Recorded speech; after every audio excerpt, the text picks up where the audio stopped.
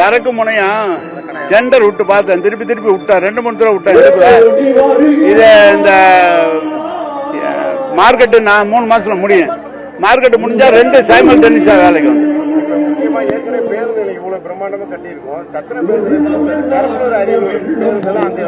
இல்ல. நாம போய் ஒரு சின்ன எந்த அவங்க விருப்பப்பட்ட இடத்துல இருந்துகிட்டுங்கிறத மாதிரி விட்டுட்டோம். எங்களை யாரையும் நம்ம பிரஷர் கொடுக்கல, நீ இங்கதான் வரணும் போன் வரணுங்க. மக்களுக்கு எது சௌகரியமோ அவங்க வச்சுக்கிட்டோம் அப்படின்னு சொல்லிட்டோம். அவங்க வர அன்னைக்கு வரட்டும், அதுல ஒன்றும் பிரச்சனை இல்லை. அங்கேயே இருந்தாலும் ஒன்றும் பிரச்சனை இல்லை. அதுல என்ன இருக்கு? ஒன்றும் நான் 2 கனெக்டிவிட்டி நம்ம கொடுத்துட்டோம். பஸ் ஸ்டாண்ட்ல இருந்து இதுக்கு கனெக்டிவிட்டி கொடுத்துட்டோம். எங்க அமைச்சர் பஸ் ஸ்டாண்ட்ல இருந்து இதுக்கு கனெக்டிவிட்டி கொடுத்துட்டோம்.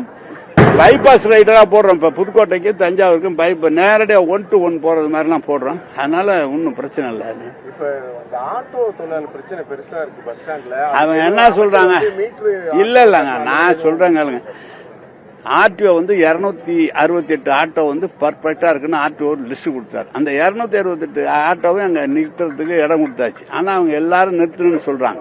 நீ எங்க வேணாலும் நிறுத்திக்கின்னு சொல்லி அவங்களுக்கு எல்லாம் இடம் கொடுத்தா, இப்ப எல்லாமே டிராபிக்னால பின்பக்கம் இருக்கிறது தான் நிறைய பின்பக்கம் தான் பேசஞ்சர்ஸ் போறாங்க.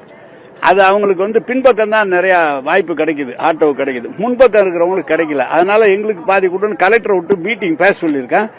அவங்களை கொஞ்சம் இவங்களை கொஞ்சம் அது மாதிரி மாத்தி கொடுக்குறாங்க. அதிக கட்டணம் சொல்லிக்கிறாங்க அப்படின்னு குற்றச்சாட்டு பயணிகள் அப்படி வைக்கிறாங்க. அப்படி இருந்தா நடவடிக்கை எடுத்துருவாங்க. அதெல்லாம் ஒண்ணும் இல்ல. பின்பக்கம் நிறைய வாய்ப்பு இருக்கு, நிறைய பேசஞ்சர்ஸ் அங்க இருக்கிறதுனால அது கிடைக்குது. தாவேகா விஜய் பிரச்சாரம் செய்ய போறாரு. அதுக்கு அவங்க கேட்ட இடத்த கொடுக்கல. ஏற்கனவே எதிர்கட்சிக்கெல்லாம் புத்தூர் கொடுத்தாங்க அப்படின்னு ஒரு குற்றச்சாட்டு வைக்கிறாங்க. எங்களுக்கு கொடுத்தாங்களா சிந்தாமணியா? எங்களுக்கு ஆட்சியில் அவங்க அதிமுக ஆட்சி இருக்கும்போது இப்ப நம்ம போஸ்ட் ஆபீஸ் இருக்குல்ல, மெயின்காட் கேட் போஸ்ட் ஆபீஸ், அதுல அதிமுக ஆர்ப்பாட்டம் பண்ணாங்க ஆளுங்கட்சியில. நாங்க போய் கேட்டா நீங்க ஆளுங்கட்சியா வந்தா பண்ணீங்கன்னு அன்னைக்கு போலீஸ் சொல்லிச்சு. எங்களுக்கு அனுமதி கொடுக்கல. புத்தூர் 4 ரோடையும் எங்களுக்கு கொடுக்கல. புத்தூர் 4 ரோடையும். அதுக்கப்புறம் நான் என்ன சொன்னேன், கலெக்டரையும் எஸ்பியும் கூப்பிட்டு நீங்க ஒரு மீட்டிங் போடுங்க, எல்லா கட்சிக்காரங்களையும் கூப்பிடுங்க. எந்த இடம் ஒரு ஊர்வலமா உண்ணாவிரதமா ஒரு இடம் நீங்க நிர்ணயம் பண்ணுங்கன்னு சொன்னோம். அதுல ஒரு சில இடங்கள் நிர்ணயம் பண்ணி கொடுத்துருக்காங்க. நீங்க உங்ககிட்ட சொல்றேன், இதே மார்க்கெட் ஏரியா நம்ம கலைஞர் கூட்டம், கடைசி கூட்டம் கலைஞர் கூட்டம் 20 வருஷத்துக்கு முன்னால போட்டேன். அதுக்கப்புறம் எனக்கு அனுமதி கொடுக்கல. இப்ப அனுமதி கொடுத்தது எப்படி கொடுத்தாங்க? ஜிப்டர் தியேட்டரை பார்த்து அனுமதி கொடுக்குறாங்க. இப்ப கொடுத்தத எனக்கு அனுமதி கொடுக்கலங்க. நாங்க கேட்டோம், காவல்துறை எங்கெங்கெல்லாம் பொதுமக்களுக்கு இடைஞ்சலா இருக்கோ, அது ஆளுங்கட்சியா இருந்தாலும் எதிர்கட்சியா இருந்தாலும் அனுமதி அவங்க கரெக்டா தான் கொடுக்குறாங்க. அவங்க பேர்ல குற்றச்சாட்டு இல்ல.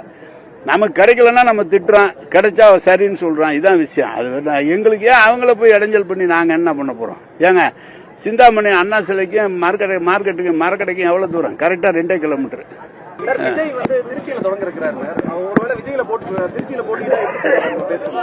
தெரியல, அதெல்லாம் யூகங்களுக்கு எல்லாம் பதில் சொல்ல முடியும்.